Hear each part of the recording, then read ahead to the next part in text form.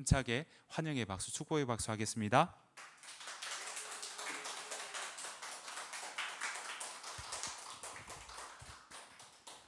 역시 제가 작으니까 좀 내려서 해야 될 것 같습니다. 감사합니다. 강사 목사님 이 소리를 제가 되게 닭살 돋게 싫어하는 소리거든요. 저는 그냥 나누는 길동무 같은, 그리고 같이 말씀을 알아갈 수 있는, 함께 걸어가는 거에 제가 조금이라도 도움이 될 만한 사람으로 그렇게 세워지는 걸 소원하고 있기 때문에 강사는 아니고요.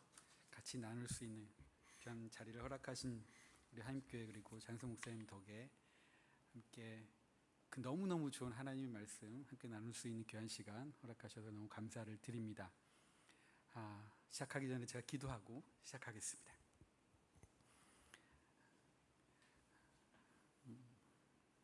하나님 감사합니다. 하나님 안에서 만남이라는 것 너무 소중하고 귀한 것인데, 하나님의 이름으로, 예수님의 이름으로 함께 모여 말씀을 나누는 이 시간, 또 너무나 귀한 시간을 허락하심을 감사드립니다. 하임교회에서 함께 말씀을 나눌 때에 우리의 길이 되시고 진리가 되시고 생명이신 예수님을, 또 우리의 아버지이신 하나님을 바르게 깨달아갈 수 있는 그런 복된 시간 될 수 있도록 은혜를 내려 주시옵소서. 소망하는 것은 하나님의 나라를 이루어갔고 또 이루어갈 하임교회, 진정으로 하나님의 나라를 이루어가는 그 길이 어떤 길인지 우리에게 말씀하시고 계신 성경을 통해서 우리에게 말씀하고 계시는데, 그 성경을 우리가 어떻게 알고 깨닫고 또 그 길을 어떻게 가야 될지를 함께 나누고 함께 깨닫고 은혜를 누리는 귀한 시간 될 수 있도록 은혜를 내려주시고 함께하여 주시옵소서. 감사드리며 예수님의 이름으로 기도합니다. 아멘. 네. 목사님으로부터 예전에 이렇게 좀 성경을 함께 나눌 수 있는 사경의 시간을 좀 해 주십사라고 말씀을 들었을 때, 저는 어느 교회 갈 때는 설교해 달라고 하면 안 갑니다. 안 가는 게 못 갑니다. 부담스러워서. 근데 성경에 대해서 같이 좀 나누고 이야기하고 알아갈 수 있는 시간을 좀 했으면 좋겠습니다 하고 하면 그 자리는 마다않지 하고 갔습니다. 그래서 어디 사경에 갔거나 아니면 교사 세미나 갔거나 하면 가서 같이 말씀을 나누고 교육들을 하고 하는데, 오늘 말씀을 함께 나누고 이야기할 때에 여러분들이 말씀과 좀 친해질 수 있는 귀한 시간이 됐으면 좋겠고요. 그 친해지는 가운데에 하나님을 또 예수님을 우리가 명확하게 또 확실하게 알아갈 수 있는 시간이 되셨으면 하는 마음입니다. 말씀을 열기 전에 또 우리 안에 좀 약간의 아이스 브레이크가 있어야 되지 않을까라는 생각이 있어요. 저는 강화도에서 목회한 지 2012년도에서부터 목회를 해서 지금 24년도니까 10년 넘게 지금 목회를 하고 있습니다. 저는 강화도에서 이렇게 오랫동안 목회하고 있을 줄은 잘 몰랐습니다. 원래 서울이고 서산에서 처음 목회를 하고 다시 서울로 와서 부목을 7년 하고 지금 강화도에서 오랜 기간 동안 지금 목회를 하고 있는데, 그 강화도에서 목회를 하면서 어떤 마음이 드냐면, 하나님께서 매 순간순간마다 목회지를 옮기실 때에, 제가 3번째인데요, 간 이유는 처음에 잘 모르겠더라고요. 처음에 갔을 때. 근데 시간이 지나다 보니까 보내주신 이유와 목적을 알겠더라고요. 마찬가지로 우리 장성 목사님이 하임교회를 개척하고 같이 여러분들과 멤버십을 이루면서 신학의 공동체에 이루어갔을 때 분명한 이유와 목적이 하임교회와 그리고 목사님과 여러분들에게 분명히 있을 줄로 믿습니다. 그것을 찾아가는 건데, 근데 찾아가는 길이 있고요, 찾아가는 기준이 분명히 있겠죠. 근데 그 기준과 길은요, 다른 데서 찾는 게 아니라 저는 경험에서도 찾아보려고 하고 다른 데서도 찾아보려고 했는데, 그 길을 가다 보면 막히는 경우들이 참 많더라고요. 나한테 안 맞는 옷을 입는 것 같아서. 그래서 나에게 주시는 하나님의 길이 뭐고 목적이 뭐고 의도가 무엇인지를 알려면 말씀의 기준을 가지고 우리가 그것을 찾아가야 되지 않을까. 그렇게 해서 하임교회도 그 길을 한 걸음 한 걸음 찾아갈 때에 하나님께서 명확하게 보여주실 줄로 믿습니다. 이전에 라디오 방송을 듣다 보니까 이런 얘기가 나왔어요. 82세 된 할머니가 대입을 대학교 들어가려고 대학을 도전하다라는 표현을 하면서 그 할머니가 어느 때부터 대학을 도전하려고 준비했었냐면 74세서부터 그렇게 준비했대요. 근데 거기서 이런 얘기를 합니다. 74세부터 준비하셨을 때에 힘들지 않으셨냐고, 어렵지 않으셨냐고. 그랬더니 이분이 얘기하시기를 어렵다라는 것을 표현하지 않고 아직 그것과 친해지지 않아서 그래요 라고 표현을 하더라고요. 아직 친해지지 않아서. 그래서 자꾸 만나고 자꾸 보고 자꾸 읽어보면 친해지겠죠. 친해지면 알아가겠죠 라고 얘기를 하더라고요. 여러분들 성경 친해지셨습니까? 어려우세요? 쉬우세요? 좀 어렵죠? 어렵다는 얘기는 아직 어떤 부분에서는 친해지지 않은 부분들이 있는데 그 친해지기까지 시간이 참 오래 걸립니다. 여러분들 포기하지 말고 말씀에 도전해보고 친해지려고 늘 그 가운데 머무시는 여러분들 되기를 원합니다. 또 어떤 분이 이런 얘기 하더라고요. 모르고 믿는 것은 뭐라고 얘기했냐면 미신이래요. 모르고 믿는 것은 미신이라고 표현을 들었을 때 맞겠다. 모르고 믿는다는 얘기는 하나님의 뜻을 모르고 하나님의 마음과 의도를 모르고 믿는다는 얘기는 내가 원하는 대로 믿는 거잖아요.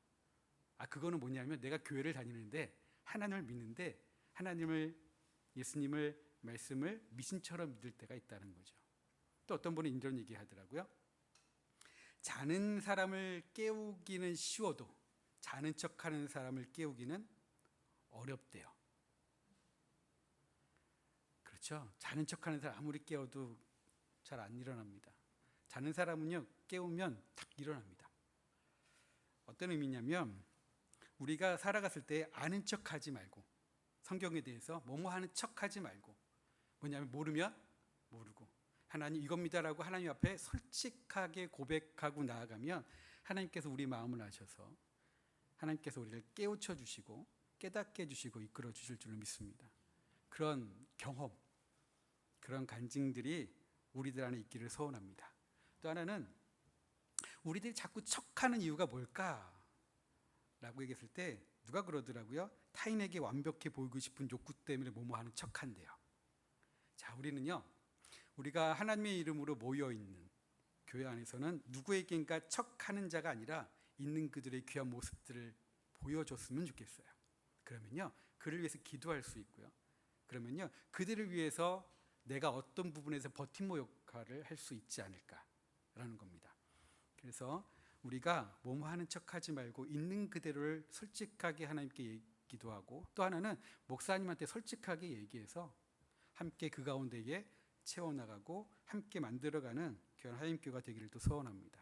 또 하나는 이런 표현을 하더라고요. 아주대학교 심리학 교수였던 인지심리학 교수였던 김경일 교수가 그 책을 읽어봤더니 뭐라고 얘기하냐면 친근한 것과 아는 것이 있대요. 친근한 것과 아는 것. 근데 뭐가 친근한 것이고 아는 것일까? 친근한 건데 친근한 것은 익숙한 거예요. 교회 생활을 하다 보면요. 몇십 년 동안 하다 보면 익숙해집니다. 말씀을 들어보면.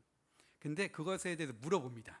제가 성경 공부 시간에 질문하고 같이 대답하고 할 때 물어보면 아는 것 같은데 얘기를 못하는 경우들이 많아요. 한번 속으로 생각해 보세요. 구원이 뭐예요? 믿음이 뭐예요? 진정으로 소망이 뭐예요? 하나님 제자 된다는 게 뭐죠? 이렇게 얘기하면 여러분들 속으로 이제 생각하는 것들이 있잖아요. 표현을 하고 얘기합니다. 근데 선뜻 대답 못 하시는 분들이 많더라고요. 제가 이런 말씀드려요. 아는 것 같은데 얘기 못하면 모르는 거라고. 그럼 뭐냐면 아직 아는 것이 아니기 때문에 친숙한 것, 익숙한 것이기 때문에 저는 여러분들이 그냥 친숙하고 익숙한 것으로 끝나는 게 아니라 진짜 하나님을 알고 여러분들의 입술을 통해서 고백되어지는 그런 하나님의 말씀과 하나님이 되어주기를 원합니다. 누가 그렇더래 라고 얘기하지 않고 하나님 말씀이 이거야 라고 여러분들의 입술로 여러분들의 고백이 있기를 원합니다. 그런 마음으로 이렇게 되어지는 과정들을 함께 밟아가기를 원하는데요. 오늘 첫째 시간 성경 어떻게 읽을 것인가 라는 말씀을 함께 나눌 겁니다. 여러분들 성경 어떻게 읽으십니까? 제가 이름을 몰라서 어떻게 읽으십니까? 성경? 그냥 읽으십니다. 또 어떻게 읽으세요? 성경을? 어떻게? 예. 같이 모여서. 예. 귀한 시간이죠. 읽습니다. 우리가 읽어요. 자, 읽는 거는 뭘 읽는 걸까요? 이렇게 읽으면 글자를 읽는 거죠. 네, 글자를 읽는 게 성경을 읽는 것일까? 문자를 읽는 게 성경을 읽는 것일까? 안 읽는 것보단 낫죠. 근데 그것으로 읽는 것이다라고 얘기하면 뭔가 참 부족합니다. 그러면 성경을 읽는다는 게 도대체 뭘까? 자, 성경은 누가 누구에게 주신 거죠? 여러분들이 우리 장성 목사님 통해서 많이 또 성경 공부도 하시고 말씀도 나누셨기 때문에 아실 만한데, 성경은 누가 누구에게 주신 거예요? 하나님이 우리에게 주신 거죠. 이건 누가 주셨냐면 하나님이 우리에게 주신 거잖아요. 그러면 주신 분의 입장과 주신 분의 생각, 마음, 의도를 가지고 읽어야 되겠죠. 제가 옛날에 제가 순하고 착하게 생겼나요? 아니면 좀 못되게 생겼나요? 제가 말썽을 많이 부리게 생겼나요? 아니면 좀 순하게 학교 생활했다고 생각하시나요? 순하게 하다가 안 그런 적이 있었어요. 우리 아버지 어머니가 너무너무 힘들어 하셨던 게 고등학교 3학년 때부터 해가지고 재수할 때도 그랬고, 우리 어머니가 편지를 보내셨어요.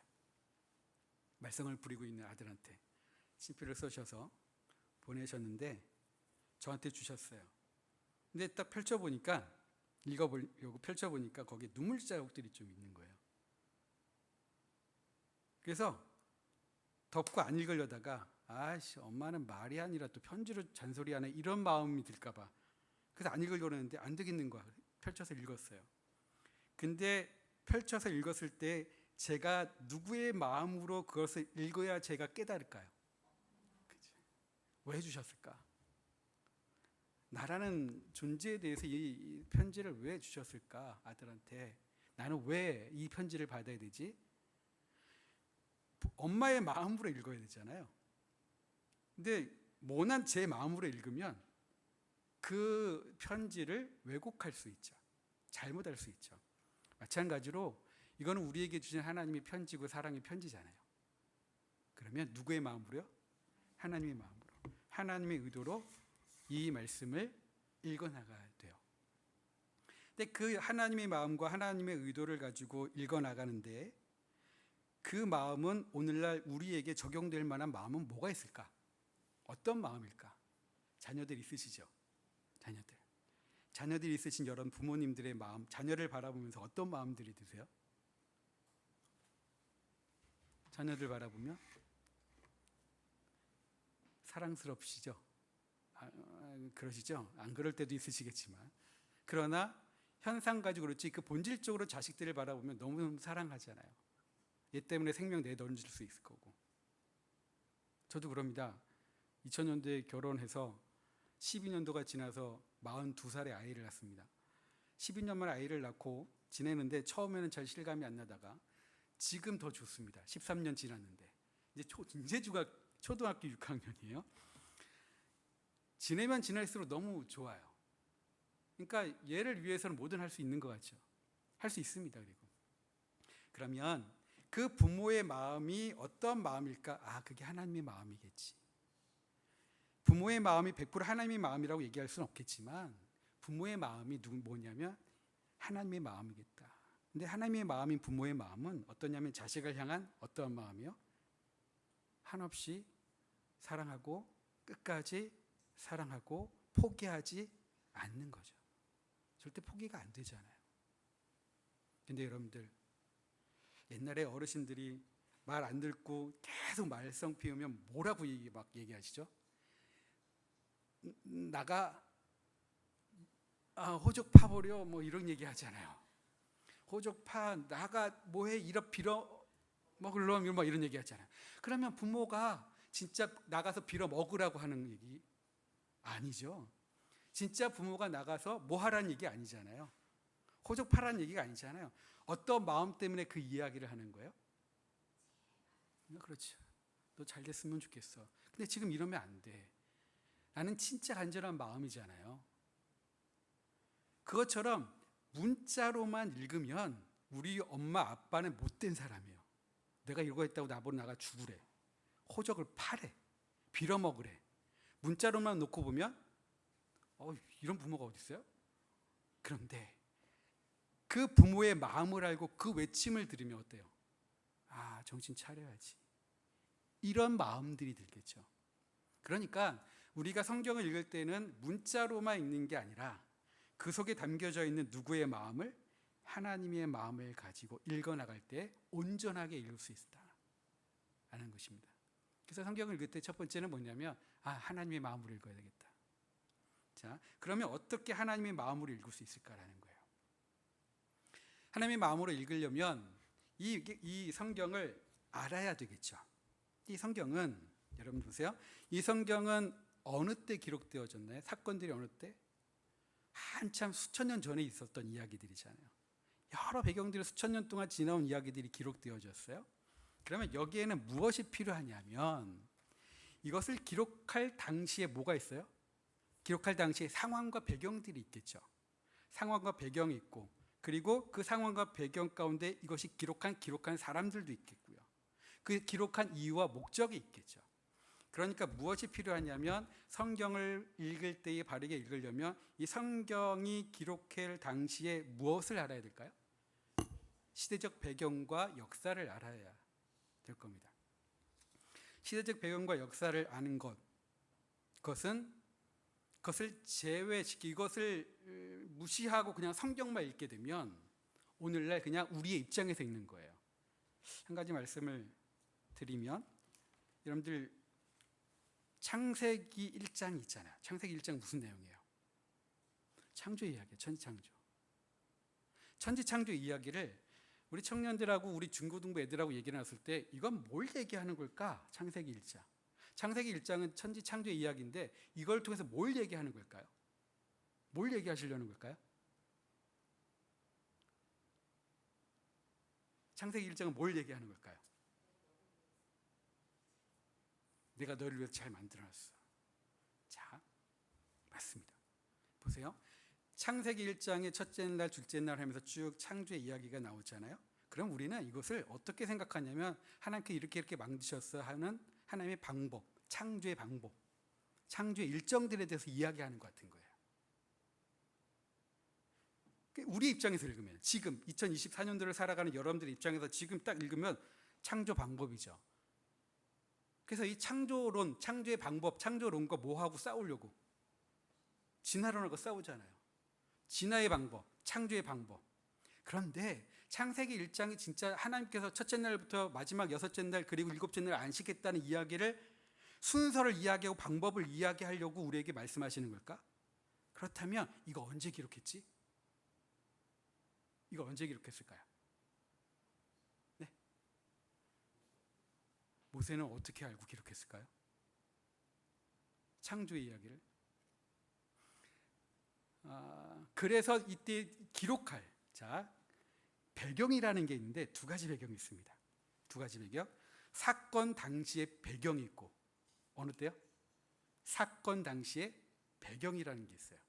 그리고 이 사건 당시의 배경을 무엇하는 배경이 어떤 당시의 배경이 있을까요? 기록하는 배경이 있어요. 사건 당시, 기록 당시의 배경들이 있겠죠. 그러면 이 두 가지 배경을 어떻게 해야 돼요? 같이 알아야죠. 그럼 창세기 1장 기록 사건 당시에는 이렇게 창조했던 거죠. 근데 어느 누군가가 보지 못했어요. 근데 이것을 기록할 때가 있겠죠. 기록 당시는 언제일까요? 혹시 이 얘기 들어보셨나요? 포로기라고. 어떤 포로기요? 바벨론 포로기. 남유다가 몇 년도에 망했죠? 586이요. 역시 하나님께입니다. 기원전 586년에 바벨론에 의해서 망하잖아요. 망하고 어디로 갑니까? 한 1500km 되는 지역으로 메소포타미아 문명권에 티그리스 유프라테스가 있는 그 바벨론으로 끌려갑니다. 가서 그들이 사는 거예요. 이 살았을 때 이들에게 큰 질문이 생겼어요. 엄청난 질문들이, 어떤 질문이 생겼을까요? 쫄딱 망하고 바벨론으로 포로로 끌려갔을 때 어떤 질문들이 생길까요? 이들에게는 이게 도대체 뭐야? 이게 뭐지? 우리가 왜 망한 거지? 도대체 왜 우리가 이렇게 이 지경이 된 거지? 라는 생각이 들 거 아니에요. 하나님이 계시는 곳, 그곳은 망하지 않을 거야. 우리가 그렇게 열심히 예배하고 그렇게 열심히 제사 드리고 그렇게 하나님을 섬겼는데 우리가 왜 망하지? 왜 이 지경이 됐지? 라는 질문들이 나올 거고, 또 무슨 질문이 나올까요? 당시에 전쟁은 무엇 대 무엇의 싸움이라고 그러죠? 신 대 신 싸움이잖아요. 싸웠어요. 근데 누가 진 거예요? 바벨론의 마루크신한테 우리가 믿고 있는 여호와 하나님이 졌어요. 그러니 우리 하나님이 도대체 계신 거야? 계시더라도 약한 존재이신가? 라는 생각을 하겠죠. 도대체 이게 뭐야? 우리가 믿고 있는 여호와 하나님이. 세 번째는 뭘까요? 포로로 잡혀갔습니다. 가장 비참한 삶을 살아가는 건 뭐냐면 전쟁 포로거든요. 전쟁 포로, 한 번 포로는, 한 번 노예는 영원해요. 자자손손 대대. 그리고 그 땅에서 우리나라처럼 일제강점기에 우리 땅은 있고 여기서 지내는 게 아니라 먼 타국 땅으로 간 거예요. 여기에서 우리가 도대체 어떻게 해야 돼? 이제는 우리는 어떻게 살아가야 돼? 라는 질문들이 생기겠죠. 이런 질문에 답을 주는 사람이 있어야 되잖아요. 이 질문에 답을 주는 사람들이 있었을까요? 없었을까요? 이 질문에 성경에는 잘 안 나와요. 이 질문에 답을 주는 사람이 있네요. 그 사람을 가리켜 뭐라고 얘기하냐면 예언자라고 얘기하는 거예요. 근데 이 예언자들이 이런 얘기가 있습니다. 이 예언자들은 누구의 제자라고 얘기합니다. 누가의 제자라고도 얘기합니다. 누굴까요? 마지막 바벨론 포로 잡혀가기 전 586년에 열심히 나가서 외쳤던 눈물의 선지자 예레미야입니다. 예레미야가 외치는 거예요. 그런데 망하고 나서 이들을 위하여 그 예레미야의 제자들이 가는 거예요. 가서 그 현장에서 어떻게 해요? 같이 생활하며 이 질문에 대한 뭘 줘야 돼요? 답을 주는 거예요. 답을 주는데 뭔 근거가 있어야 되고 기준이 있어야 되잖아요. 뭘 가지고 답을 줬을까요? 뭘 가지고 그들에게 그 상황들에 대한 설명, 하나님에 대한 설명을 했을까요? 뭘 가지고요? 이 중에 모세오경 중에 신명기 다 얘기하셨던 거예요? 얘기하셨던 거예요? 너무너무 잘 알아서 신명기 가지고 가르쳐요. 그래서 이걸 가리켜, 그들을 가리켜 신명기 예언자. 근데 이 신명기 예언자들이 그냥 신명기만 가리키는 게 아니라 그걸 통해서 역사를 쭉 훑는 거예요. 왜 우리가 지금 이렇게 됐는가? 왜 이렇게 될 수밖에 없는가? 그걸 가리켜 신명기사가라고 얘기해요. 또 신명기사가 그 역사를 바라보는 관점이 있어야 되잖아요. 이스라엘 역사 쭉 흘러와서 왜 우리가 이렇게 됐는지의 역사를 바라보는 관점이 있어야 되잖아요. 그 관점을 가지고 이야기했다라고 해서 신명기 사과 이렇게 얘기합니다. 사관. 근데 이들은 이렇게 되어지는 과정에 가장 큰 초점이 뭐냐면 하나님 앞에 이러이러한 죄 때문에 된 거고, 그렇게 이것에 대해서 우리는 어떻게 되냐면 죄를 저질렀으면 뭐 해야 돼요? 회개해야 되죠. 그래서 이들이 가리키는 건 뭐냐면 이 역사를 바라보고 하나님의 말씀을 바라보고 이것에 대해서 정리하며 편집하며 정리할 때 무슨 사관으로 얘기하냐면, 정리하냐면 따라해 보실래요? 참회의 사관. 참회의 사관으로 이들에게 말씀을 가리키는 거예요. 그리고 말씀을 가리킬 때 창세기, 출애굽기, 레위기, 민수기, 신명기, 오경과 또 시편, 역사서, 예언서들을 구전으로 구전과 문서로 내려온 것들을 이것을 잘 편집을 하기 시작하는 겁니다. 어느 때? 바벨론 포로 때. 자, 이렇게 놓고 보면 바벨론 포로로 잡혀가는 사람들에게 창세기 1장을 얘기하는 거예요. 창세기 1장을. 그럼 그들에게 뭘? 진짜 하나님은 이런 분이야. 마루둑이 진짜 신이 아니라 우리가 믿고 있는 여호와 하나님이 진짜 신이야. 이걸 얘기해 줘야 되잖아요. 이걸 얘기해요. 그렇기 때문에 창조의 방법을 이야기하려고 창세기 1장을 기록한 게 아니라 그들에게는 하나님은 이런 분야라고 하나님에 대한 고백을 하는 거예요. 그 하나님이 성경에서 만나는 하나님에 대해서 내일도 같이 말씀드릴 거고 다음에 또 말씀드릴 거니까 그때 더 자세하게 말씀드리겠지만 그것에 대해서 얘기하는 거 하나님은 이런 분야라고 얘기해서 창조의 방법을 이야기하는 게 아니라 하나님에 대한 창조의 신앙을 고백하는 거예요. 창조의 신앙으로서 고백되어지는 이 이야기가 진화론과 싸울 문제일까요? 그건 아니에요. 우리 창조론을 얘기하는 게 아니라 창조의 신앙을 고백하는 게 창세기 1장이거든요. 즉 하우가 아니라 뭘까요? 왜 하나님이 천지를 창조하셨지?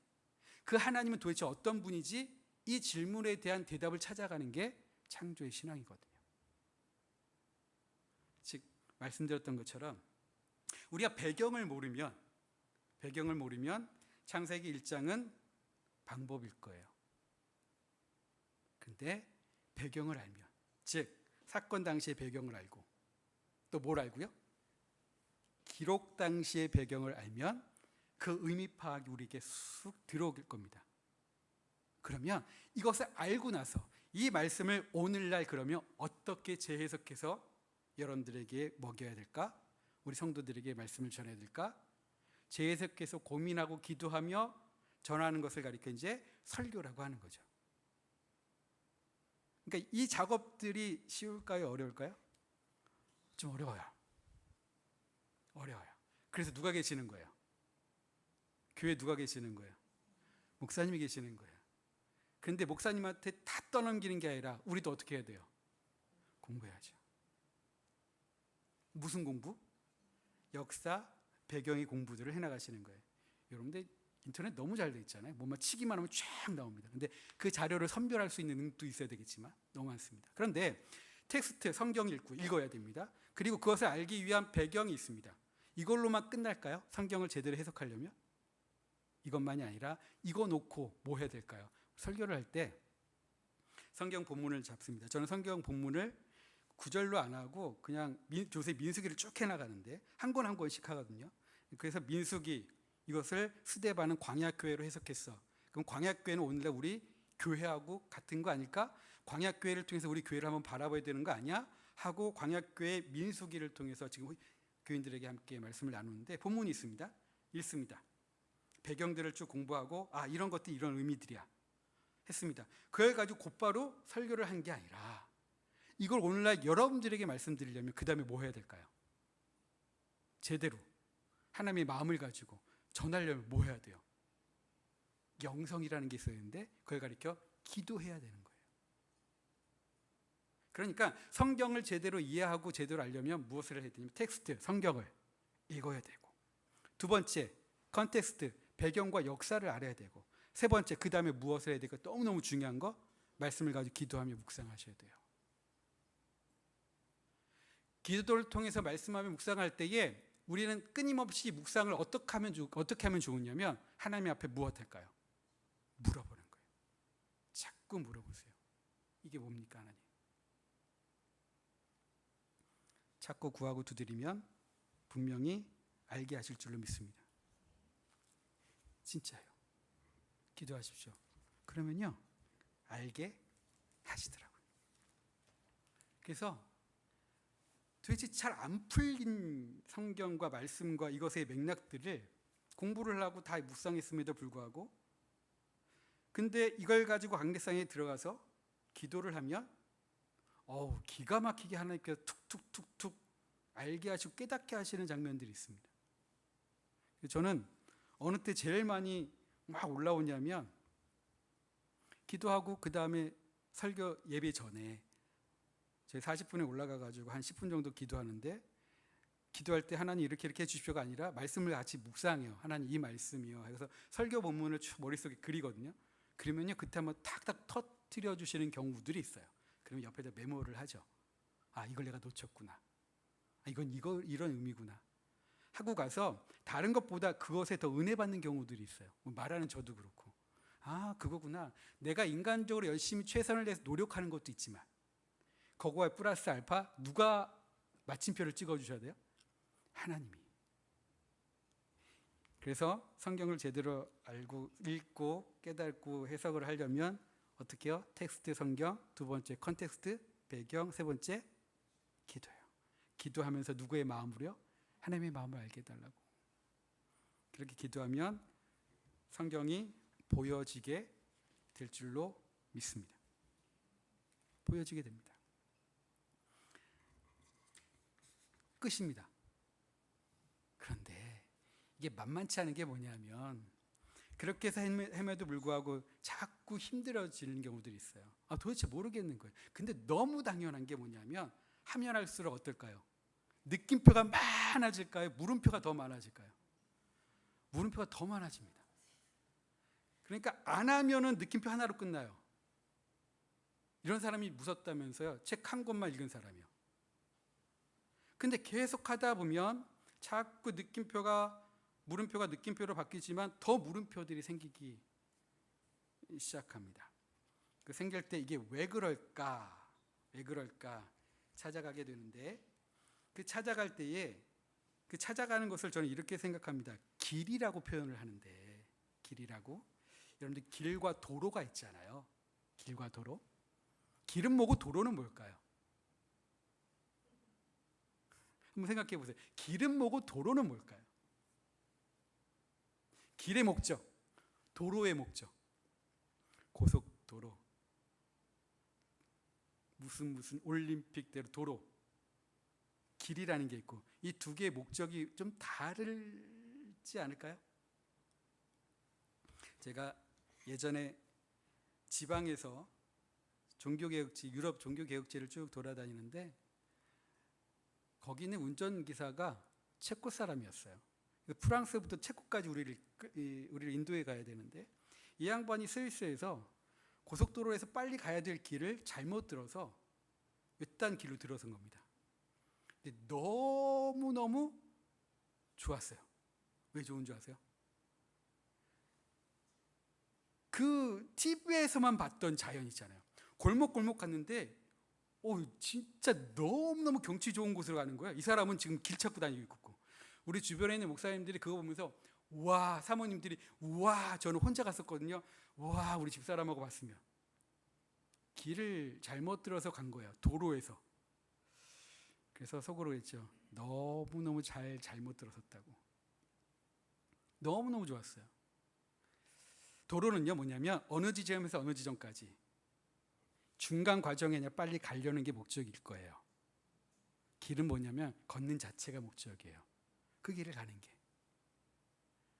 제가 러닝을 하든 라이딩을 하든 가면요 차로 갔을 때 못 봤던 것들이 되게 많이 보이기 시작합니다.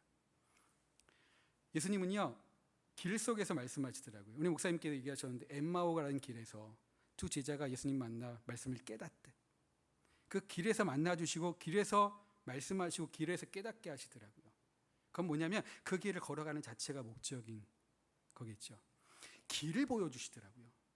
그러니까 우리가 말씀을 알아가고 자꾸 몰랐을 때에 뭐 해야 하냐면 길을 찾아야 돼요. 길을. 인생도 뭐냐면 길 찾는 게 인생 아니겠습니까? 근데 그 길을 찾아야 되는데 그 길 찾는 게 쉽지가 않아요. 그래서 우리는 뭐라고 얘기했냐면 나의 길이요 진리요 생명이신 예수님을 믿고 그 예수님을 통해서 길을 알려고 애쓰잖아요. 그런데 우리가 하나님을 예수님을 제대로 모르고 길을 찾으면 우리가 길을 엉뚱한 대로 갈 수 있을 겁니다. 그럼 우리는 어떻게 해야 될까? 우리는 어떻게 해야 될까? 하나님을 예수님을 제대로 알아야 되겠죠. 제대로 아는 걸 우리가 길찾기라고 얘기하고 그 길을 찾는 데에 우리가 끊임없이 하나님께서 원하시는 길이 뭔지 하나님께서 우리에게 바라시는 길이 무엇인지를 찾아가고 기도하는 것 우리들 안에 끊임없이 물어보고 기도해야 될 제목이 아닐까라는 겁니다. 그래서 종교라는 건 이렇게 얘기합니다. 종자가 무슨 종자죠? 종자가 마루 종자예요. 교자는요.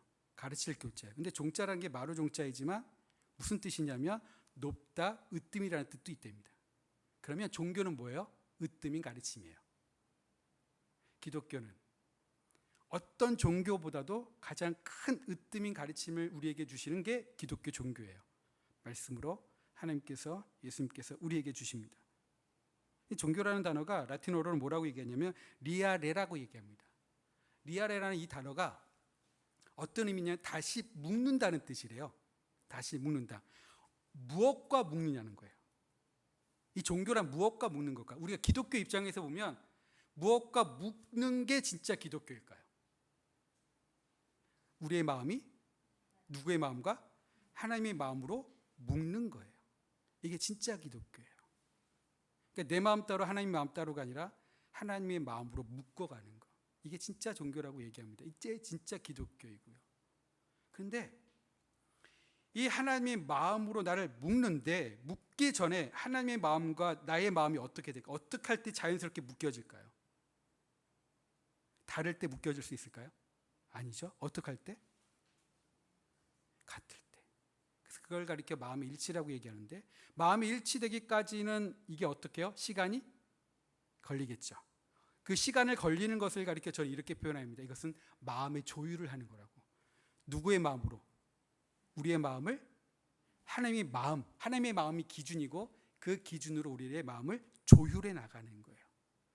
그 기준 상태에서 우리의 마음들을 하나님의 마음으로 조율해 나가는 것을 가리켜 이게 진짜 종교, 기독교 종교라고 얘기할 수 있고 이게 큰 가르침이고 그 가운데 우리에게 알게 하시고 깨닫게 하시는 그 길을 알 수 있지 않을까 하는 겁니다.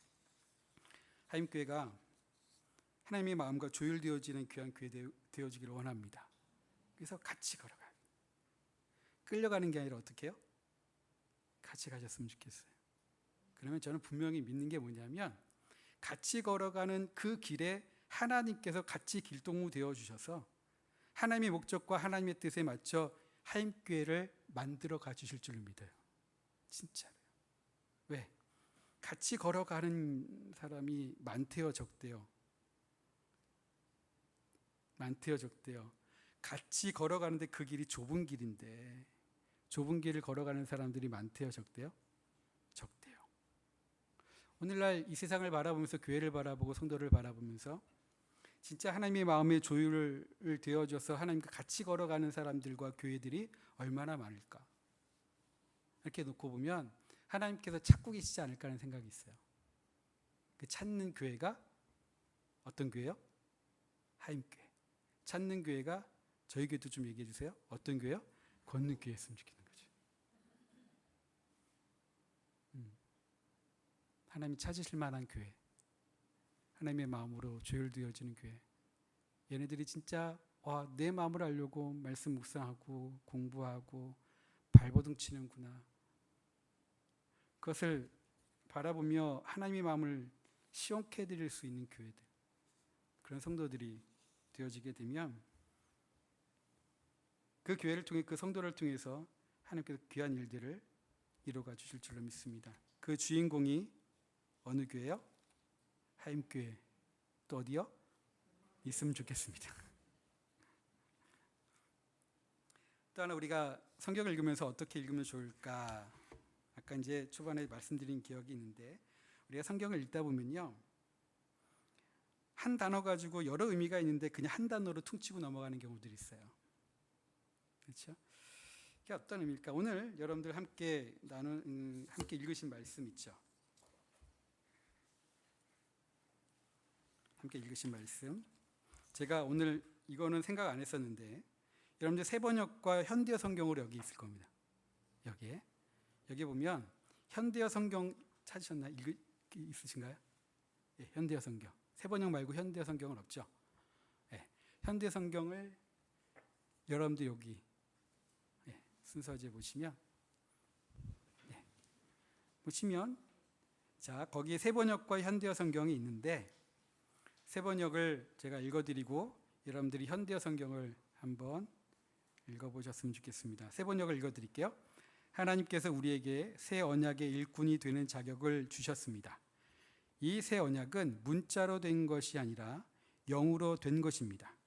문자는 사람을 죽이고 영은 사람을 살립니다. 현대어로 한번 읽어주실까요? 시작.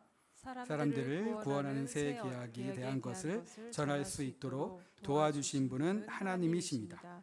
우리는 하나님의 율법을 전부 다 지켜야 한다. 그렇지 않으면 죽는다고 가르치지 않습니다. 오히려 우리는 성령께서 생명을 주신다고 가르치고 있습니다. 십계명을 지켜서 생명을 얻으려다가는 결국 죽음밖에 맞을 것이 없지만 성령께서는 생명을 주십니다. 이렇게 표현합니다. 제가 왜 이 말씀을 생각 안 하고 있다가 현대 성경을 제가 이건 안 봤었는데 장윤성 목사님께서 여기 적어 놓으셔서 이걸 오해할까봐, 이 말씀을 오해할까봐 함께 이 말씀을 통해서 어떤 의미로 성경을 읽어야 될지를 좀 가이드라인을 여러분들에게 말씀을 드리려고 합니다. 위에 보게 되면 뭐는 죽인다라고 얘기했어요? 문자는 사람을 죽이고, 이것을 개역 개정에 놓고 보면 율법 조문 이렇게 되어 있습니다. 율법 조문은 사람을 죽이는 것이고 뭐는 살리는 것이다? 영은 살리는 거래요. 근데 밑에 현대어 성경을 놓고 보면 밑에서 두 번째 줄 뭐는 죽는다? 십계명을 지켜서 생명을 얻으려다가는 결국 죽음밖에 맞을 것이 없지만 무엇을 지키면? 십계명을 지켜서 생명을 얻으려다가는. 자, 요거를 기억하시고 여러분들 성경책 마태복음 19장 16절 한번 보실까요? 마태복음 19장 16절입니다. 제가요, 이거는 미리 말씀을 못 드려서 마태복음 19장 16절 찾으셨죠? 제가 읽어드릴게요. 어떤 사람이 주께 와서 이르되, 그 어떤 사람은 마가복음 누가복음에 보게 되면 부자 관원을 얘기합니다. 부자 관리.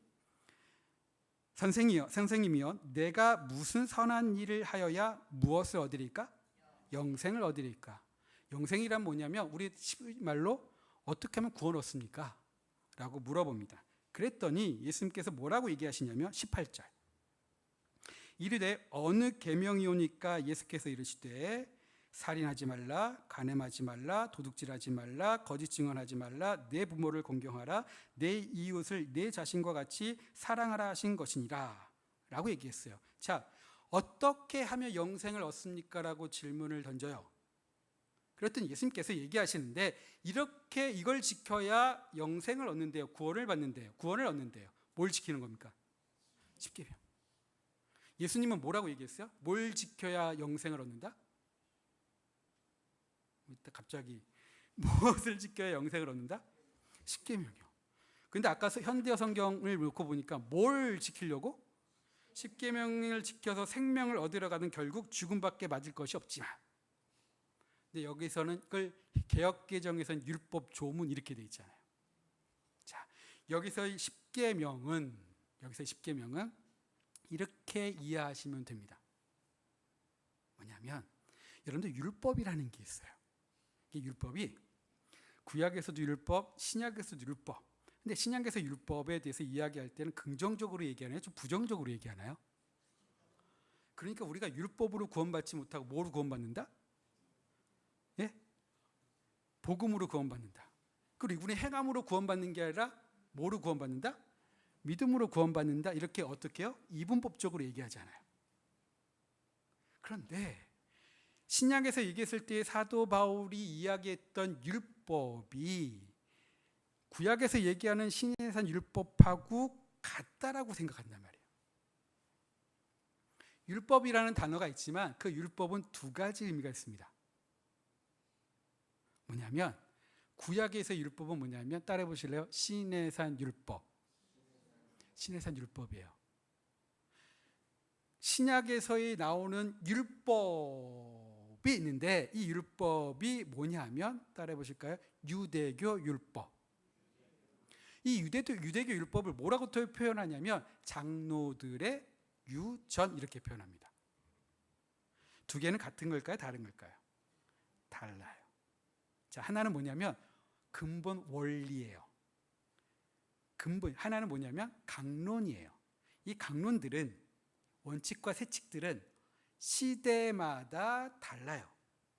이 원론을 가지고 시대마다 만들어 놓은 걸 가지고 이것을 세칙 강론이라고 얘기하는데, 유대교 율법은 원론이 아니라 강론이에요. 그 강론은 그 시대의 배경에 맞춰서 만드는 거예요. 그러니까 시대가 바뀌고 배경이 바뀌면, 세대가 바뀌면 어떻게 돼요? 또 바뀌는 거예요. 이게 바뀌어야 돼요. 그런데 유대교 율법은 신구약 중간세부터 해가 쭉 흘러가는 400~500년 기간 동안에 굳어져 버렸어요. 그리고 이것을 지켜야 된대요. 이거를 유대교 율법을 지켜야 못 받는다? 너희들이 구원받는데요.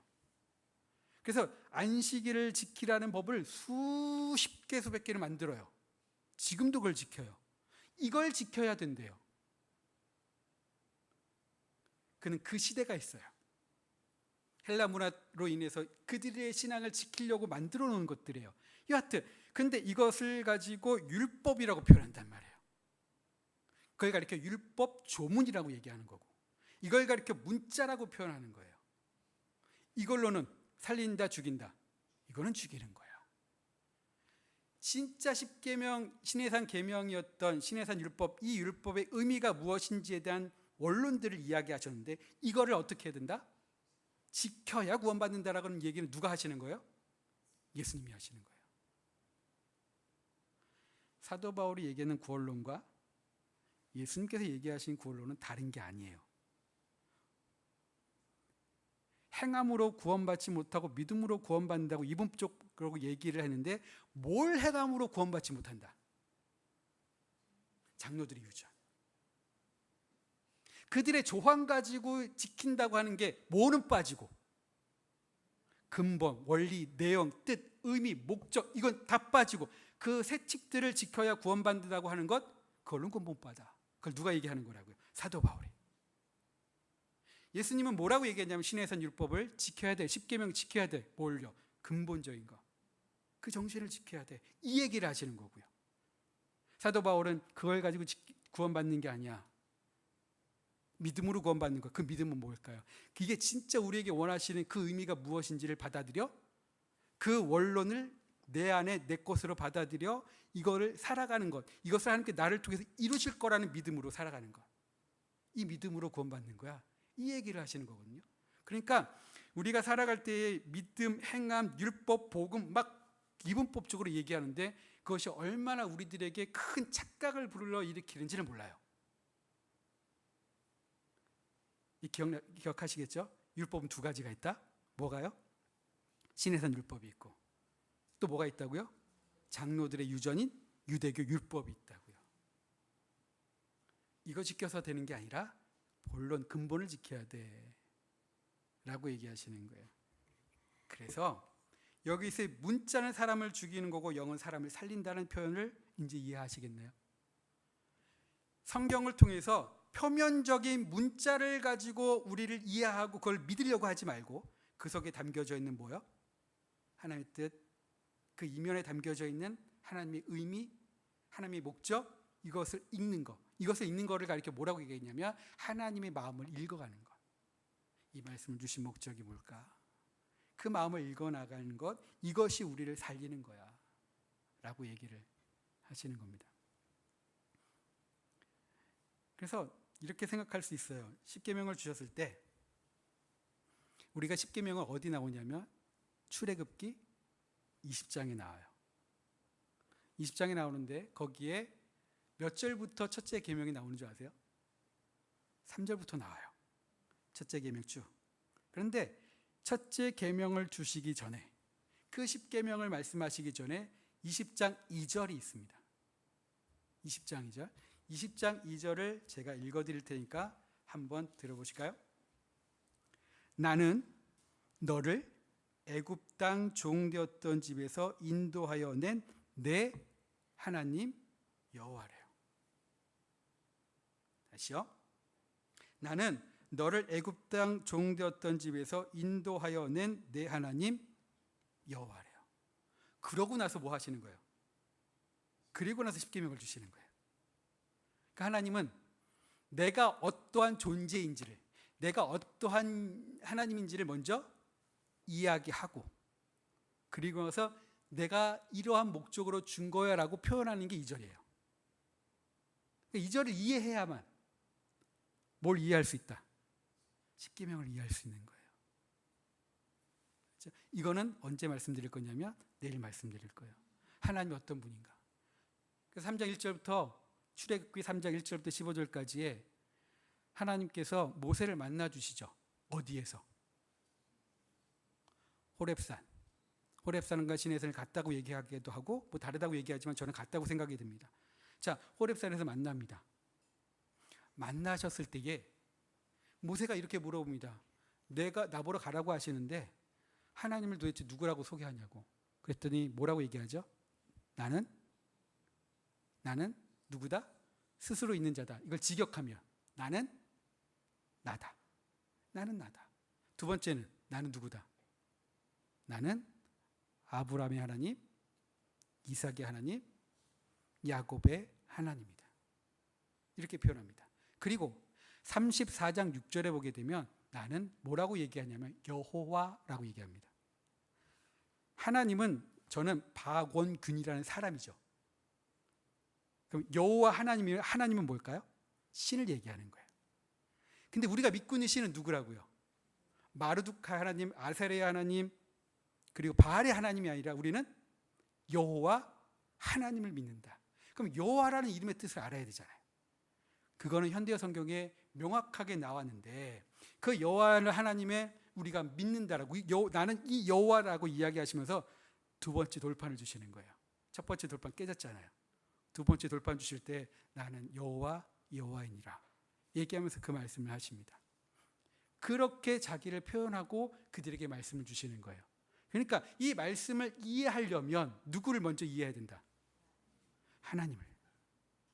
하나님을 이해하지 못하면, 하나님을 알지 못하면 말씀에 대한 이해가 없겠죠. 네, 무작정 10계명 1계명부터 얘기하면 하나님 이외에 사는 신을 믿지 마, 우상 만들지 마, 절하지 마, 내 이름을 망령되게 일컫지 마 하면 그것들을 어떤 입장에서 우리가 해석을 할까요? 내 입장에서.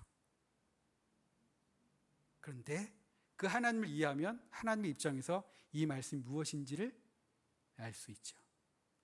그래서 뭐라고 얘기하냐면 그 속에 내가 이렇게 해서 너에게 준 거야 하는 하나님의 마음을 알고 깨닫게 되면요, 주시는 율법, 시내산 율법이 무엇으로 다가오는 줄 아세요?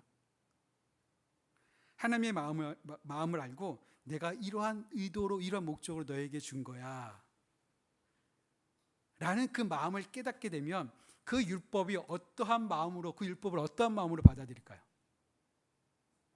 감사해요. 은혜예요. 와, 하나님이 누구를 위한 말씀이고 누구를 위한 법으로 여기고 받아들일까요? 우리를 위한 법이구나. 우리를 살리려고 하시는 법이구나. 그 하나님의 마음을 깨달으면 이것이 은혜로워요. 은혜로워요. 요새 중고등부 애들하고 무슨 얘기를 나누냐면 성막에 대해서 이야기 나눕니다. 성막도 누가 만들라고 하신 거예요? 하나님이. 자, 성막은 누가 만들라고 하셨다? 하나님이. 솔로몬 성전은 다윗이부터 지으려고 했는데 솔로몬 성전은 누가 지으려고 한 거야? 다윗이.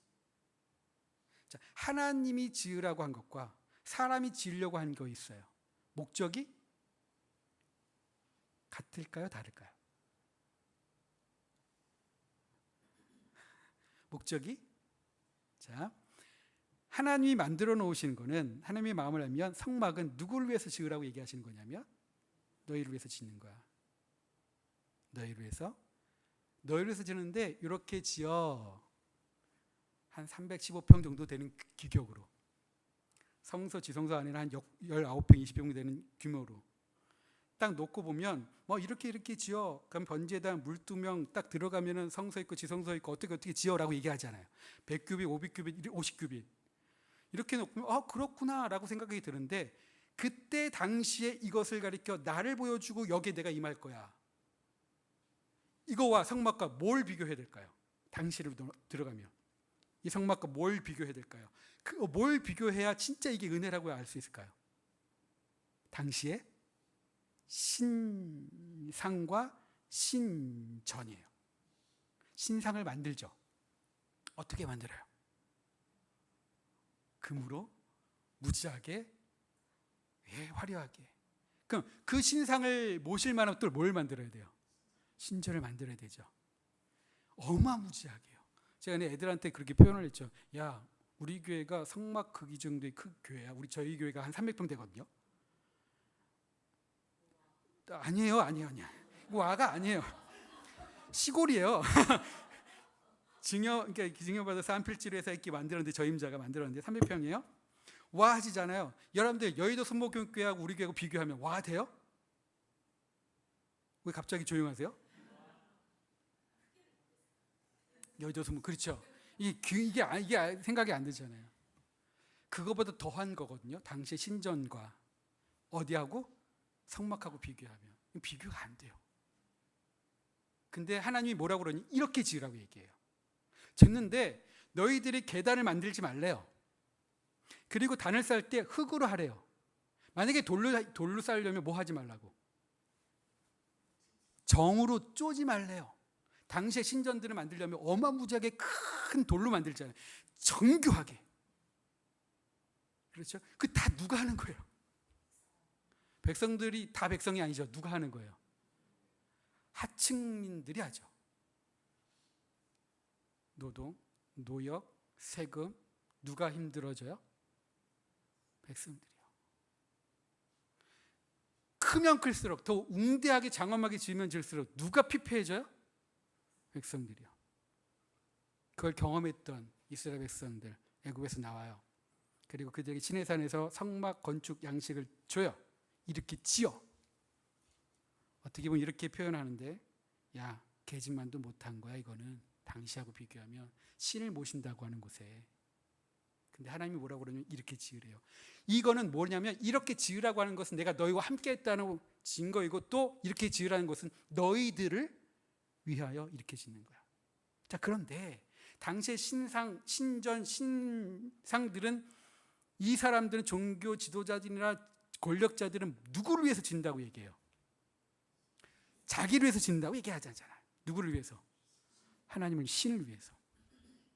신을 위해서 짓는다고 하는데 결국 누구를 위한 거예요?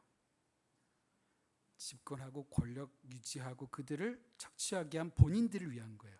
본인들은 누구라고요? 왕과 그들은 하나님의 신의 대리자라고 얘기하면서, 하나는요, 성막은요, 너희를 위해서 짓는 거예요. 이렇게. 그리고 이렇게 지으면서 너희들이 그 가운데에 힘들어 피폐하게 사는 게 아니라 행복하게 살았으면 좋겠어. 모두가 같이 함께. 그게 내가 행복이야. 이게 나에게 돌리는 영광이야. 그렇게 살아가는 삶의 모습을 보는 게 나에게 영광이야. 그게 나에게 영광 돌리는 거야. 옆에 있는 사람이 힘들고 아파하고 있으면 그들을 세워주는 게 나에게 영광 돌리는 거야. 함께 공동체를 어떤 나라로 만들려고요? 하나님 나라로 만드는 거. 이걸 통해서 누구를 보여주는 거요? 하나님을 보여주는 게 나를 나에게 영광 돌리는 거야. 그런데 신상, 신전, 솔로몬과 다윗이 지으려고 했던 성전은 누구를 위해서 짓는다고 얘기하고 하나님을 위해서 짓는다고 얘기하고, 예루살렘이라는 곳에 다윗성을 만들고 그 다음에 성전을 지으려고, 즉 왕권과 신권을 같이 갖고 가려고 했던 다윗과 솔로몬의 의도는 뭐냐면 본인들을 위한 거였어요. 즉 이게 어떻게 되는 거냐면, 당시에 하나님이 원하시는 세상이 아니라 다른 민족과 다른 곳에서 믿고 있는 신앙의 행태들과 신앙의 모습을 끌고 와서 그렇게 만들려고 하는 거예요. 그랬더니요, 거기서 제사 드리고 거기서 살아갔던 신앙생활을 했던 그들을 향하여 신랄하게 비판하는 사람들이 등장하기 시작해요. 누구인가요? 그 시대마다 등장해서 아모스가 등장하고 호세아가 등장하고 미가가 등장하면서 신랄하게 비판해요. 어디서 신앙생활하는 이들에게? 그 성전에서 신앙생활한다는 이 얘기. 예레미야는 뭐라고 얘기했냐면, 여기를 여호와의 전이다, 여호와의 전이다, 여호와의 전이다 하지 말래요. 여기는 죄를 더하는 곳이래요. 오늘날 뭐냐면 교회 앞에 가로막아서 여기를 교회라고 얘기하지 마. 여기는 죄덩어리들, 죄 짓는 곳이야. 이렇게 얘기하는 거예요. 누가 얘기했다고요? 예언자들이. 그리고 그곳에 죄를 짓는 자들은 성전에서 열심히 제사를 드려요. 제사를 드리는데 그 제사조차도 누구를 위해서 드린다고 얘기하는데? 하나님을 위해서 드린다고 얘기하는데 결국 정작 누구를 위해서 제사를 드리는 거예요? 본인이에요. 면죄부예요. 하나님이 그 향기를 받으실까요? 번제 향기를? 못 받으세요. 그 성전에 같이 계실 수 있을까요? 못 계시는 거예요. 그러니 그렇게 죄가 더하는 곳을 하나님께서 계시지 않게 그 예루살렘 성전이 어떻게 돼요? 기원전 586년에 바벨론에서 망합니다. 망한 그들이 가서 깨닫는 거예요. 예언자들을 통해서 깨달아요. 답을 줘요. 그러면서 말씀을 쭉 보는데 아, 이게 아니구나. 깨달으면서 바뀌어요. 성전이 그런 역할이 아니었구나. 성막이어야 되는데. 그리고 이 성전의 역할은 뭐 해야 되냐면 회당의 역할로 바뀌어요. 회당은 무엇 하는 곳이에요? 회당은 말씀을 같이 나누고 공부하는 곳이에요. 자, 성전에서 누가 제사장이 뭘 드려요? 제사를 드리죠. 회당에서는 랍비를 통하여 교육을 하는 거예요. 성전이 아니라 회당이야. 제사장이 아니라 랍비야. 제사장이 원래 무슨 역할을 해야 되는데? 랍비의 역할을 해야 되는데. 제사장을 통해서 제사를 드리는데 그 제사가 중요한 게 아니라 뭐가 중요하다? 하나님의 말씀을 제대로 알고 깨달아 그 삶의 방향으로 가는 게 중요한데 교육이 안 돼 있는 거예요. 그래서 그들이 바벨론에서 한 게 뭐냐면 이거 한 거예요. 회개하고 하나님의 말씀을 가르치고. 그 가르쳤는데 누구한테 먼저 가르칠까요? 누구한테 먼저? 여러분들 5번째 계명이 뭐죠? 10계명 중에 5번째 계명. 머리도 굴려 빨리. 4번째 계명은 안식일. 5번째 계명은 부모를 공경하라 하잖아요. 자, 제가 늘 부모 어버이 주일날 이렇게 얘기합니다. 부모를 공경하라. 이건 누구한테 얘기한 걸까? 누구에게 이야기하신 걸까? 부모에게 공경하라는 건. 자녀들한테 얘기하죠. 진짜요? 그게 원론이에요. 살인하지 말라도 원론이에요. 다음에 말씀드리겠지만 원론이 강론이 아니에요. 그럼 살인하지 말라는 의미를 알아야 되잖아요. 도둑질 하지 말라는 강론이 아니에요. 원론이란 말이에요. 부모를 공경하라는 것도 뭐냐면 원론이에요. 어떻게 하는 게 부모를 공경하는 걸까? 그러면 이 부모의 모습을 공경할 만한 모습으로 이 부모가 되어져야 되잖아요. 이 부모를 공경하라는 것은 결론적으로 얘기하는 것은 부모에게 먼저 얘기하는 거예요. 부모가 어떻게 해야 되기 때문에.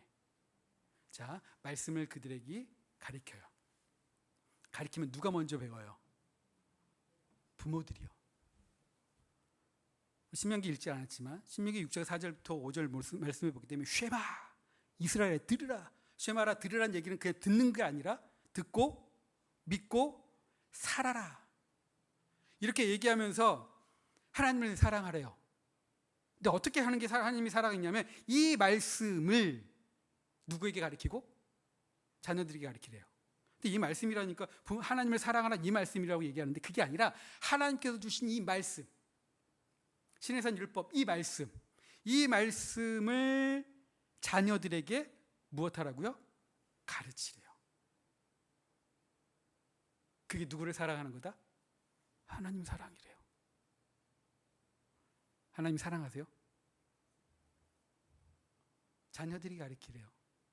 그러면 자녀들이 그 하나님의 말씀의 대언자가 누구냐면 부모님이에요.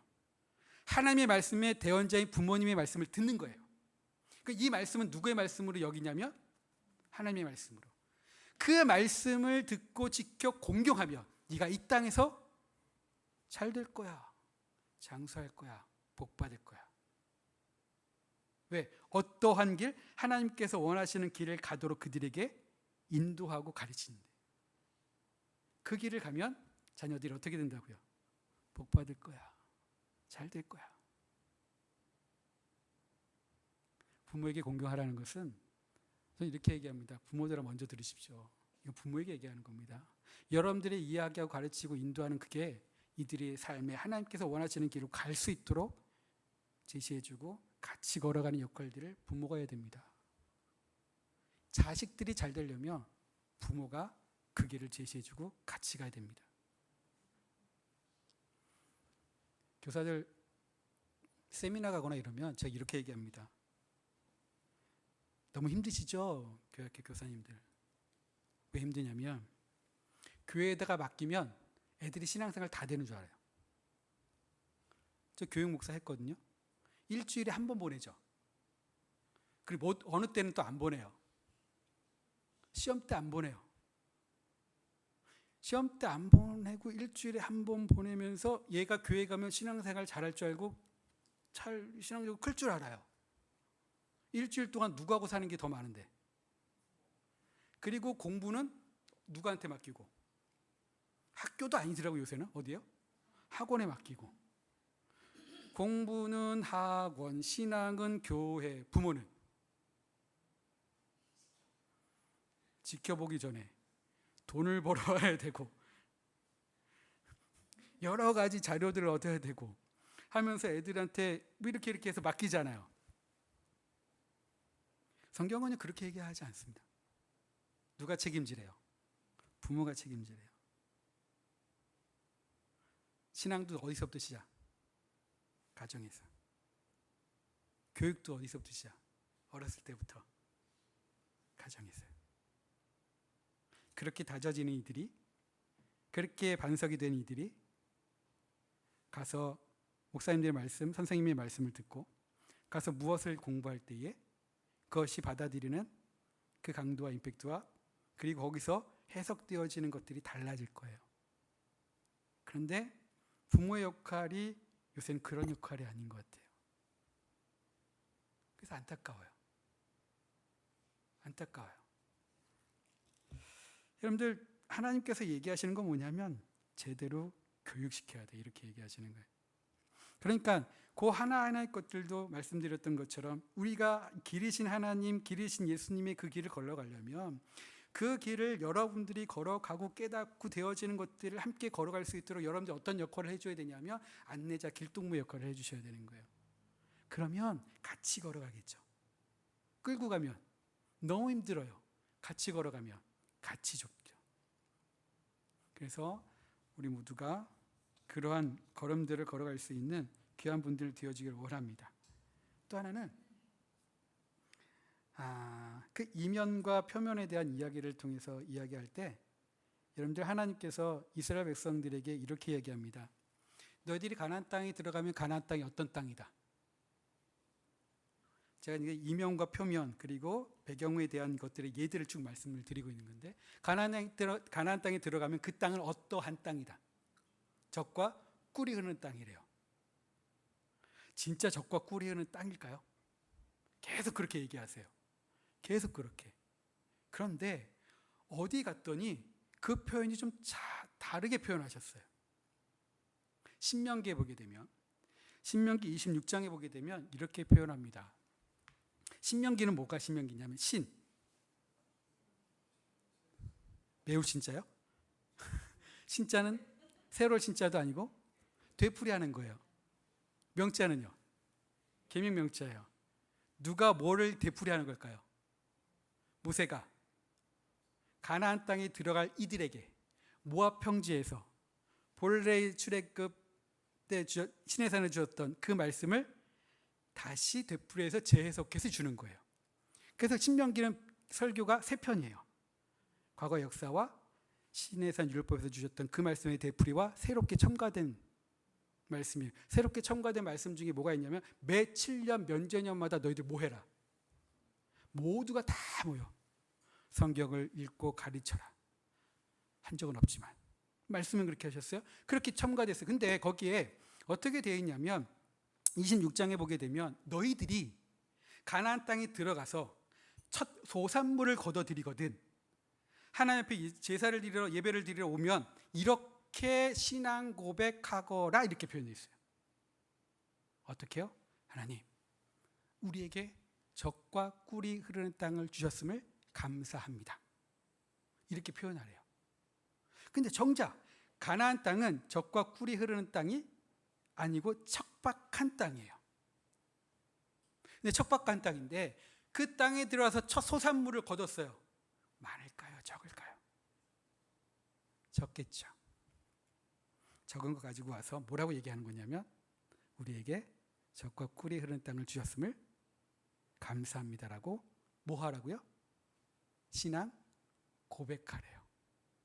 이 얘기는 뭐냐면 아직 들어가지 않는 이들에게 너희들이 들어가서 첫 소산물을 가지고 나오면 이렇게 고백해야 된다라고 얘기합니다. 정작 들어갔더니 척박해요. 북쪽 지방은 좀 괜찮겠지만 근데 그걸 가지고 와서 뭐라고 얘기하냐면 하나님 우리에게 젖과 꿀이 흐르는 땅을 주었음을 감사합니다라고 신앙 고백하라는 얘기는 이 얘기입니다.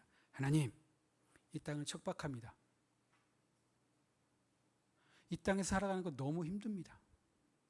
그러나 하나님이 우리에게 약속하신 땅이고 이곳에서 하나님 나라를 이루라고 얘기하셨는데 이 땅을 하나님과 더불어 어떠한 땅으로?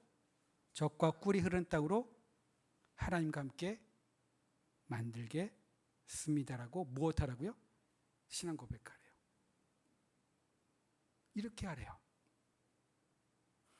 그러니까 거기 안에 젖과 꿀이 흐르는 땅을 보면 우리는 금나라 뚝딱 은나라 뚝딱 돈 넣어서 자파기 딱 누르면 뭐가 딱 떨어지는 걸 좋아하잖아요. 무엇인가 우리의 시간과 우리의 노력과 우리의 애씀과 우리의 눈물과 우리의 통곡들은 없고 짠하고 데워지는 걸 좋아하잖아요. 근데 하나님 그렇게 주시지 않으세요. 시간이 필요해요. 그리고 그 안에 우리의 모습을 보세요. 그리고 하나님이 그 가운데에 하나님 이루시는 것들이 있으세요. 하나님께서 원하시는 건 뭐냐면 그 땅에 너희들이 들어가서 진정으로 세상이 땅을 척박한 땅을 진짜 젖과 꿀이 난 땅으로 만드는 게 아니라 너희들의 삶의 모습을 보면서 이렇게 살아가는 것이 진짜 인간답게 진짜 행복하게 진짜 살아가는 이 모습이 우리가 원하는 거다 라고 모든 사람들이 너희들의 삶을 통해서 알고 깨닫기를 원한다. 근데 너희들이 누구를 믿기 때문에 이렇게 된다? 여호와 하나님을 믿기에 하나님 그런 땅을 만들겠습니다. 뭐냐면 출애굽기 19장 5절 6절에 보게 되면 얘들아 일로 와. 시내산에서 이렇게 얘기하십니다. 일로 와. 내가 너희들을 내 소유로 삼고 싶어. 그리고 너희들을 제사장 나라로 거룩 제사장 나라로 만들어주고 싶어. 그 거룩한 백성이 되게 해줄게. 그런데 그냥 되는 게 아니라 내가 너에게 준 이 말씀을 듣고 지켜 잘 행하면 내 소유가 되게 해주고 저 거룩한 백성이 되게 해주겠고 제사장 나라로 만들어주겠대요. 그렇게 하겠니? 거룩한 백성, 제사장 나라, 하나님의 소유가 돼서 이렇게 되는 나라를 가리켜 무슨 나라일까요? 하나님 나라예요. 근데 이 나라는 너희들이 애굽에서 살았던 삶의 그 모습이 아니야. 그거와 정반대야. 거기에 문제들을 해결하는 나라야. 거기 아픔들을 해결하는 나라. 그 나라를 만들었으면 좋겠어. 그래서 그 나라를 통해서 진짜 보이지 않는 하나님 나라의 하나님 나라, 보이는 하나님 나라가 됐으면 좋겠고 그것을 통해서 보이지 않는 하나님의 보이는 형상들이 너희들이 되어서 진짜를 보여줬으면 좋겠어. 어디에다가? 가나안 땅에다가. 거기다가 하나님 나라의 모델 하우스를 만들었으면 좋겠어 하고 주셨어요. 들어갔는데 환경은 아닌 거예요. 근데 하나님의 말씀 있죠? 그렇게 해 주시겠다라고 얘기한 것은 다 완성품을 주신 게 아니라 하나님께서 원하시는 건 뭐예요? 손을 잡고 같이 만들어 가자. 하임교회의 손을 잡고 하나님께서 말씀하실 거예요. 같이 만들어 가자고. 같이 만들어 가자고. 척박한 땅을 젖과 꿀이는 땅으로. 제가 건너교회 갔는데 강화도 분이세요. 이걸 강화도 분들이 보면 안 되는데. 강화도 분이세요? 이해하세요? 강화도 분들이세요. 근데 강화도 분들이 이게 제가 서산에서 목회할 때는 사람들의 속을 몰랐어요. 근데 강화도 분들이 갔는데 융화되기가 힘든 거예요, 제가. 그리고 제가 교인들한테 기획위원회 하면은 제가 예전에 그렇게 툭탁 한번 얘기했는데 저는 아직도 적응 중. 힘들어요. 힘든 부분들이 있어요.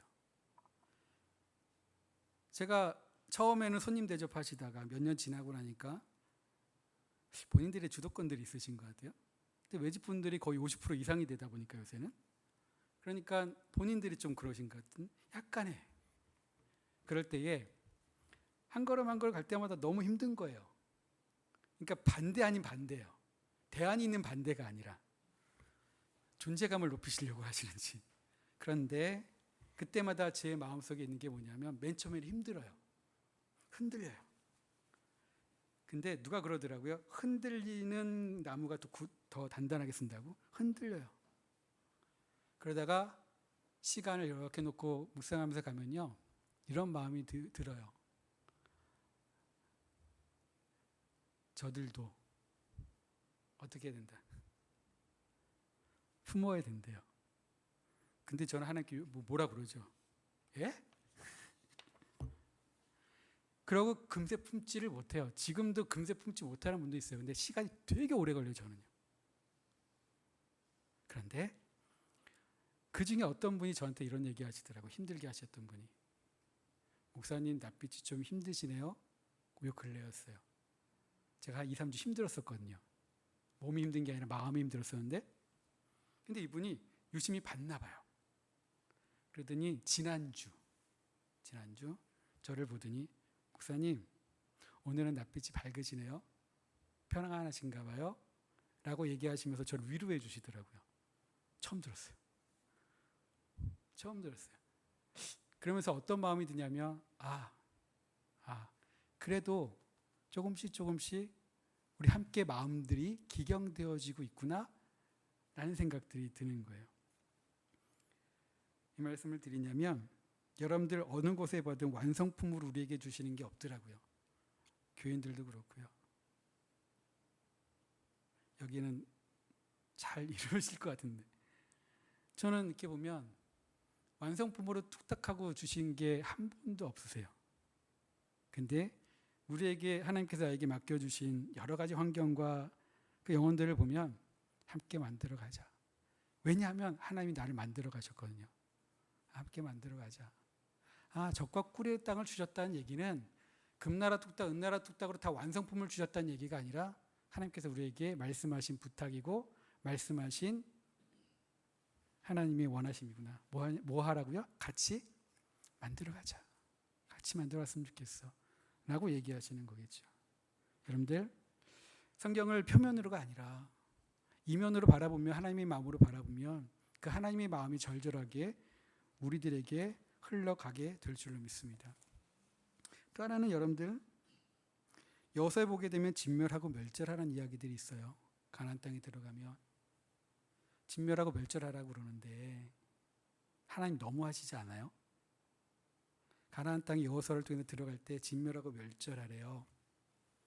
그거를 있는 그대로 우리가 받아들이면 하나님 어떤 분 같아요?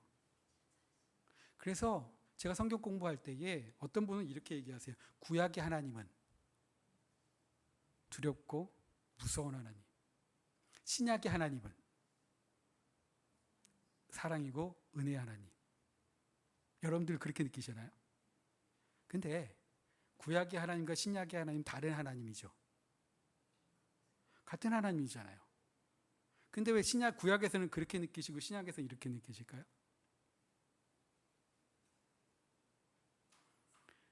구약의 이야기들을 우리 문자로 표면으로 받아들이는 경우들이 너무 많아요. 그렇죠? 그런데 이 말씀이 예수님은 뭘 완성하러 이 땅에 오셨다고 그러죠? 예수님은 무엇을 완성하러 이 땅에 오셨대요? 율법과 선지자의 말을 완성하러 오셨대요. 율법과 선지자의 말을 완성하러 오신 예수님. 그러면 그 율법과 선지자의 말을 완성하러 오신 그 예수님은 그 예수님을 이해하려면 먼저 무엇부터 이해해야 예수님을 이해할 수 있다? 예수님 오신 목적이 뭐라고요? 율법과 선지자의 말을 완성하러 오셨대요. 그럼 뭘 이해해야 예수님을 제대로 이해할 수 있다고요? 율법을 이해해야 되고 또 선지자의 말이 뭔지를 이해해야 되는 거죠. 창세기, 출애굽기, 레위기, 민수기, 신명기, 율법서와 그리고 예언서들을 이해하. 그들의 그 시대에 그 이야기를 왜 했는지. 왜? 이들은 뭘 텍스트로 가지고 신해산 율법의 텍스트를 가지고 그 시대를 바라봤더니 잘못된 거예요. 그들에게 외치는 거예요. 그들의 말. 이걸 이해해야 예수님이 이 땅에 오신 목적과 하신 일에 대해서 이해할 수 있겠죠. 그런데 거기 안에서 이스라엘 백성들이 기록한 역사서들을 쭉 놓고 보면 역사 속에 등장하는 예언자들 놓고 보면 어떠한 역사관을 가지고 기록했다고 아까 말씀드렸죠? 포로기 때 참회의 사관. 참회의 사관은 회개의 마음으로 기록한 거예요. 근데 회개는 뭐가 있어서 회개를 하는 거? 뭐가 있어서 회개를 하는 거죠? 죄가 있어서 회개를 하잖아요. 그래서 거기에 패턴들이 뭐냐면 사사기를 통해서 역사서를 놓고 보면 배교, 이스라엘 백성들의 배교, 그 다음에 하나님의 징계했던 이스라엘 백성들의 회개했더니 하나님의 구원이 있는 거예요. 이 패턴들이 돌아가요. 그 이야기를 기록한 거예요. 그러고 놓고 보니 하나님께서 죄 짓는 자들에 대해서 징계를 하는 모습들이 많이 등장하잖아요. 그래서 하나님이 너무 무서운 거야. 근데 그 의미가 무엇인지, 참회의 사관으로 기록하는 그들의 의미가 뭔지를 알고 놓고 보면 하나님이 어떻게 하시는 거예요? 기다리고 인내하시고 참으시고 한계점까지 그때까지 참으시고 법대로 집행하시는 하나님을 볼 때 하나님이 너무 무서운 건데 우리는 뭘 못 봐요? 하나님이 참고 인내하시고 예언자를 보내 또 참고 기다리며 그들에게 말씀을 전해주신 하나님을 우리가 몰라요. 하나님의 마음을. 자, 그들에게 그렇게 나아가서 얘기할 때 하나님이 무서운 하나님이라고 얘기하는 것 중에 또 하나가 뭐냐면 표면으로 받아들일 때에 하나님은 진멸하고 멸절해요. 가나안 땅을. 너무 무섭잖아요. 왜 그렇게 표현했을까? 그건 뭐냐면 이스라엘 백성들은 유대인들이죠. 유대인들의 말의 표현 방식이 있어요. 말의 표현 방식. 모든 것들은 다 누가 하셨다? 모든 것들은 다 누가 하셨다? 하나님이 하셨다라는 것 첫 번째. 두 번째, 역사서를 기록할 때에 그 기록 사관이 있는데 관점이라는 거예요. 그러니까 역사라는 건 뭐냐면 과거의 것을 가지고 언제를 얘기하려고? 지금을 얘기하려고. 과거의 것을 가지고 지금을 얘기하는 게 역사예요. 그러면 과거의 것을 가지고 지금 얘기하려면 뭐가 있어야 돼요? 역사를 바라보는 관점? 사관이라는 게 있어야 되잖아요. 그렇죠? 그러니까 그걸 가지고 이야기하는데 포로기 때 이스라엘 백성들이 바벨론 포로로 있는 그들이 가장 바라는 게 뭐예요? 다시 우리에게 땅과 자유를 주는 거예요. 땅과 자유를 다시 얻는 거예요. 그럴 때 가나안 땅이란 땅, 여호수아가 차지했던 그 땅을 우리가 하나님 이 땅을 얻기를 원합니다는 간절한 소망과 소원으로 기록하는 거란 말이죠. 그렇게 표현하는 거예요. 그런데 거기에는 어떤 의미가 있냐면 이스라엘 백성들이 들어갈 때에 어떤 나라를 만들라고요? 하나님 나라를 만들라고 모두가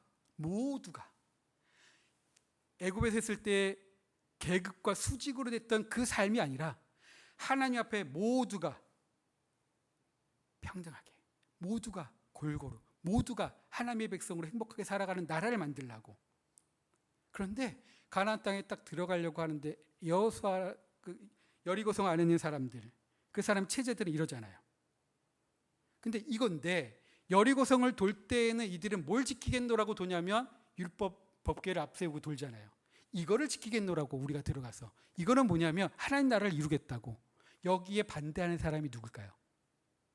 평등한 신분, 지위, 빈부의 격차가 없이 하나님 안에 모두가 평등한 행복한 나라를 만들려고 들어가는데 이게 하나님 나라인데 이것에 대해 반대하는 사람은 누굴까요?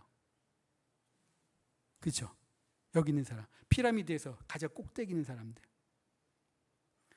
그런데 이 사람들을 어떡하라? 계속 하나님의 말씀을 이루려고 하는 것에 대해서 반대하고 태클 걸고 저항하는 이들이 있다면 그 사람들은 어떡하라고요?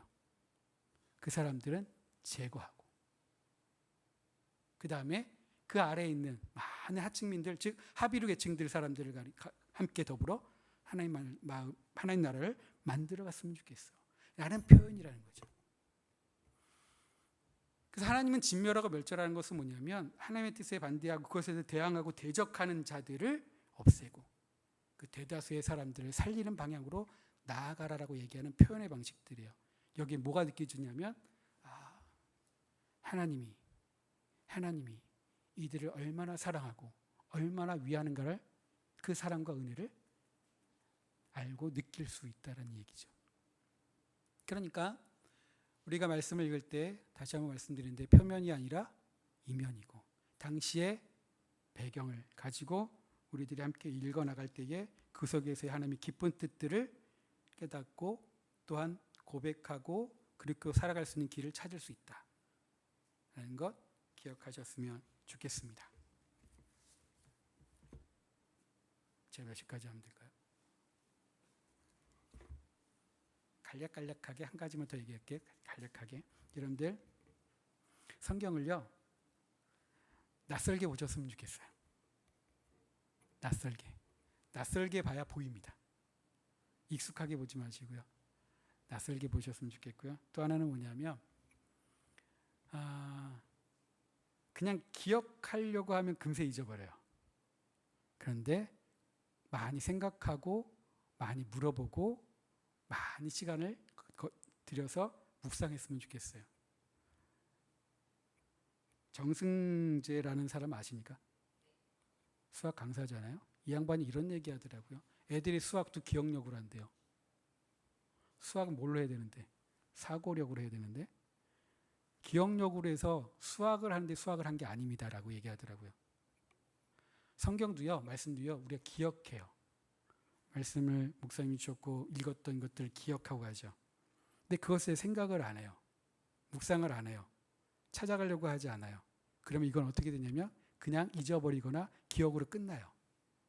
거기에는 하나님의 절절한 마음을 느끼지 못하니까 잠깐의 감동만 있을 뿐 우리 안에 진정한 은혜가 없는 거예요.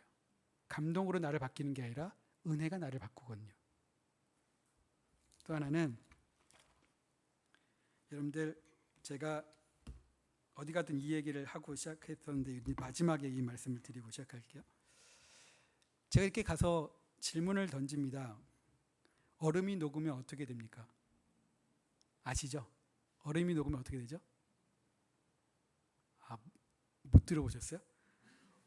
얼음이 녹으면 봄이 오잖아요. 옛날에는 인지 아신 분도 계시네요. 옛날에 다 대답을 잘 하더라고요. 얼음이 녹으면 어떻게 돼요? 물이 돼요? 뭐가 돼요? 그랬더니 어느 순간에 갔더니 봄이 옵니다. 막 이렇게 얘기해요. 그래서 또 한 가지 질문을 만들었어요. 이거는 제가 경험한 거예요. 하나는 라디오에서 들은 거고 경험한 건 뭐냐면 제가 몇 년 전에 속회를 가서 질문하면서 이렇게 얘기하는데 부자에 대해서 이야기를 하다가 부자가 어떤 게 부자일까요? 라고 이제 물어봤더니 거기 있던 초등학교 4학년 애가 이게 부자입니다 라고 얘기하더라고요. 저는 은혜 받았어요. 뭐가 부자일까요? 이건 완전 주관적인 것 때문에 여러분들이 모를 수도 있어요. 뭐가 부자일까요? 그 친구가 이렇게 얘기했어요. 추억이 많은 게 부자예요. 이렇게 표현하더라고요. 저는 되게 감동받았거든요. 추억이 많은 게 부자래요. 왜냐하면 그 집안은 엄마가 베트남, 아빠가 한국분. 결혼했는데 일이 너무 바빠 자식들하고 놀아줄 수 없어요. 그러니까 애들은 큰 아들은 지금 벌써 고등학교 2학년 됐는데 가서 낚시하고 같이 여행 가고 뭔가 추억들을 남기고 싶은데 그게 너무 안 되는 거야. 그래서 얘기하더라고요. 목사님 추억이 많은 게 부자 같아요. 이렇게 얘기해요. 이 말씀은 뭐냐면 여러분들 뭐가 우리의 삶에 가장 많은 것들을 기억으로 가슴에 새기게 만드냐면 기억이 아니라 추억인 것 같아요. 여러분들이 하나님을 기억하지 마시고요, 하나님과 추억을 만들어 가셨으면 좋겠어요. 하나님의 마음을 알고 그 마음을 알아서 그걸 살아가는 거죠. 여기에 좋은 너무너무 맛있는 과일이 있어요. 사과가 있어요. 와, 진짜 맛있는 사과다 라고 얘기했는데 먹지를 않아요. 그러면 이것에 대해서 기억하고 이것에 계속 얘기할 수 있을까요? 금세 잊어버릴까요? 잊어버릴 거예요. 이거를 진짜 기억하고 마음으로 다른 사람에게 이건 진짜 맛있는 사과야라고 이야기할 수 있는 사람은 어떤 사람이에요? 먹어보고 진짜 맛있는 것을 경험하고 추억으로 남긴 사람들이요. 여러분들 하나님과의 추억들을 많이 남기셔서 하나님을 여러분들의 입술을 통해서 온전하게 고백되어지는 그 하나님, 그 멋진 하나님을 고백할 수 있는 분들이 되어지기를 원합니다. 추억을 하나하나씩 쌓으셔서요, 여러분들이 누구한테 얘기할 때 뭐뭐뭐 하더라라고 얘기하지 마시고 그 하나님이 이런 분야라고 고백할 수 있는 그런 멋진 분들 되어지기를 소망합니다. 시간이 돼서 여기까지 말씀드리고요.